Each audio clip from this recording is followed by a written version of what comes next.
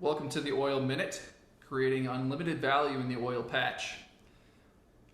Today we're going to talk about Maya, Henry Hub, refinery turnarounds, and Mexico ULSD. So Maya exports. So I saw a story that said Pemex, National Oil Company of Mexico, was planning to reduce its exports of Maya by around 70% through 2022. So it just kind of shows the scale of the challenge of producing that they have, and also maybe just declining production overall. I'm not entirely sure exactly, but how this really affects the fundamentals is going to be on your light heavy crude differentials. So a few episodes ago I talked about how different crudes are different quality, light heavy, API, the kind of the heaviness of the crude, the density, and also the sulfur. So Maya is a heavy sour crude. So it usually has a discount to other crudes just because it's hard to process and it has a lot of sulfur in it. But there are a lot of refiners that are specifically configured to run that type of crude, and they've invested billions of dollars to be able to run that crude. So if we back up, this is likely going to tighten the light heavy diff in the medium time frame once these exports come off the market. So it's good news for the competitors who produced similar crudes, such as the Middle East, Colombia, Brazil, Canada. But it's really bad news for those U.S. Gulf Coast complex refiners. So as I said, U.S. Gulf Coast refiners have some of the largest complexity in the world. They can handle pretty much any crude, and that makes them a lot of money, especially when the differential between the light and heavy crude is wide. So relatively, if the heavy crude is a lot cheaper than the light crude, but if you can process that, then you're going to have a margin advantage against your competitor who can't take advantage of that differential because they just don't have the complexity. So they benefit off of a light, heavy, wide diff, but if this is going to narrow, those economics are going to be strained.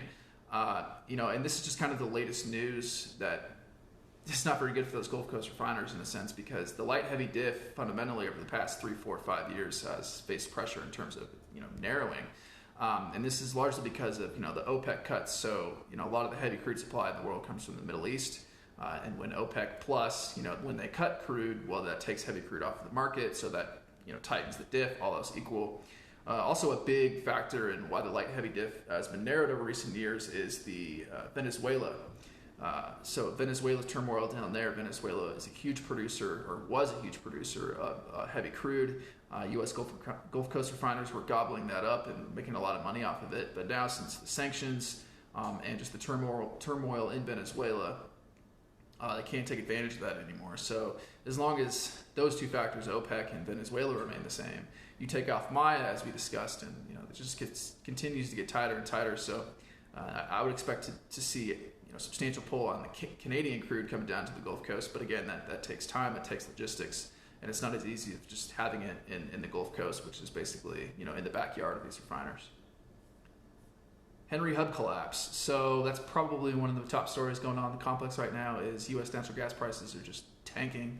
In late August, I discussed this a few weeks ago, but in late August, the price at Henry Hub was about $2.60, so $2.60 per MMBTU. Now, at the time of writing outlining, I think this was like an hour ago, it was below 2, as what I saw on Twitter. So in that range. So some of the factors driving this are, yesterday you had a higher than expected storage build. So anything that's higher than expected is going to move the price, because the price theoretically should be an aggregate output of all available information, theoretically. So, a higher than expected storage build, I can see how that would weigh on the price. But what I think is really driving this is these storms. So we had Hurricane Laura a few weeks ago, but now Hurricane Sally, even though you've seen stories of, Gulf Coast output is shut in or Gulf Coast crude gas production shut in, you would think that'd be a bullish sign, right? But the problem is the storm, passes the Gulf Coast, goes inland, and it destroys infrastructure on land, and that reduces demand. So if people are out of power, well, then they're not going to be pulling on that power. They're not going to be pulling on the natural gas fed into the power plants. So that reduces gas demand. And also, an export facility, Cameron export facility, is out. Don't know when that's going to be online. So this is just a classic case of fundamentals. So you look at the story, it says, hey, GOM output is down to shut in for the storm. But that's going to come back, and then all else equal, supply is relatively constant inland.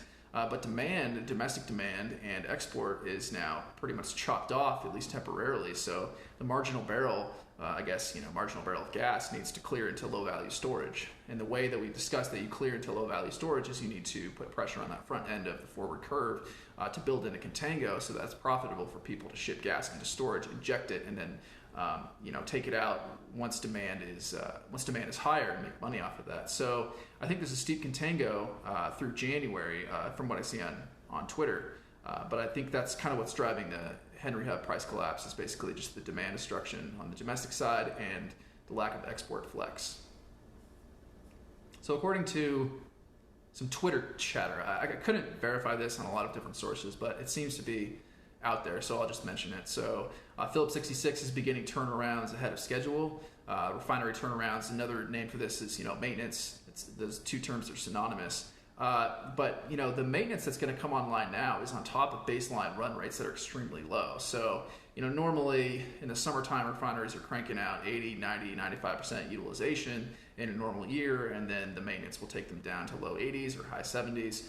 But maintenance this year, on top of, we're already depressed. You could see utilization drop below 70%. That's just a guess, just to illustrate sort of the scale of the difference this year, just due to all the factors.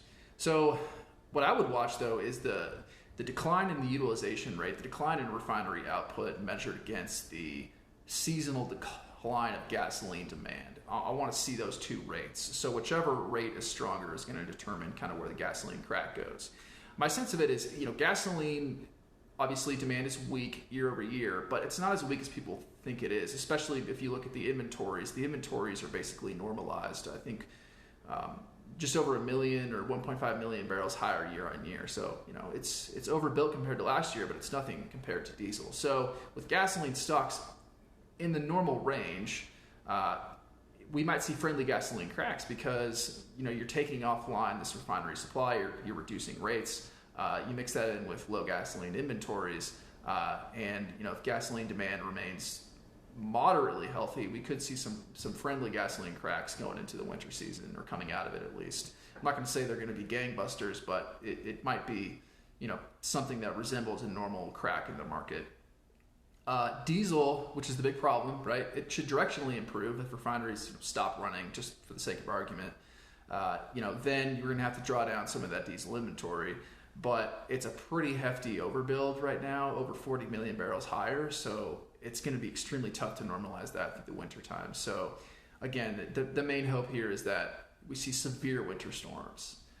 We just need to set a record for winter snow, just temperatures. We need to drive up that sort of heating oil demand, get the middle distillate complex cranking again. But if we don't see that, if we see a mild winter, then it doesn't bode well for diesel.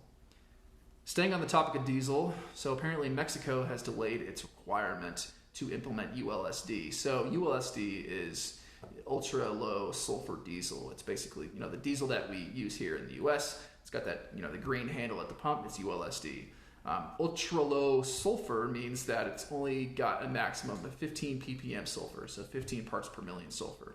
But in Mexico, the current diesel spec, the diesel max there, is 500 ppm. So of course, that's a difference for the environment, but importantly on the fundamental side, it's a difference in cost.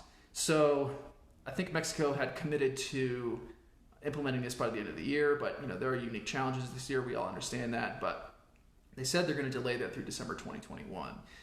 So how would these refiners, or how would Mexico actually get its sulfur content out of its diesel? How would you accomplish that? Well, there are a few options if you're a refiner. So one would be to take crude that is sweet, crude that doesn't have a lot of sulfur in it. We talked about that a few episodes ago. But the problem is Maya, the benchmark Mexican crude is heavy sour. And so sour, it has a lot of sulfur in it. So when it runs through a refinery, you either need to hydrotreat that, which means that you're reducing the sulfur, or you can put it into what's called a hydrocracker, which then will upgrade some of that heavy material and sort of separate the sulfur out of the petroleum products. So there's those options, but Mexico again has a very sour crude, so that's challenging for them, and their crude run rates are low just due to depressed demand to this COVID-19 pandemic. So they have sour crude, they have an overall lack of complexity compared to the Gulf Coast. Their run rates are very low, so their only option is to import ULSD. That's a little bit of a political red herring down there, from what I understand. AMLO, the president, I don't remember what it stands for, but we'll just call him AMLO, President AMLO. He seems to be very averse to importing petroleum products from the U.S. That had set records in recent years, and I think that was one of his main platforms, at least on the energy side, as to reduce our dependence on U.S. imported gasoline and diesel and petroleum products. So he doesn't seem very friendly to that. So I guess they've decided to extend this and to allow another year to transition away. How this matters for the U.S. and the market is it's just another round of bad news on diesel side, because if this mandate did come into effect and all of a sudden the only option was for Mexico to import, well then that would be an extreme boost for diesel exports out of the U.S. to Mexico, because it's, ULSD is the standard product produced in the U.S. on the diesel side, so all we got to do is just put that on a ship and send it down. That would help work off those inventories. But again, it's been delayed, so that's bad news for the diesel market. I don't think it necessarily will affect price, because I don't know if the market expected this mandate to happen, but we'll have to see how that shakes out.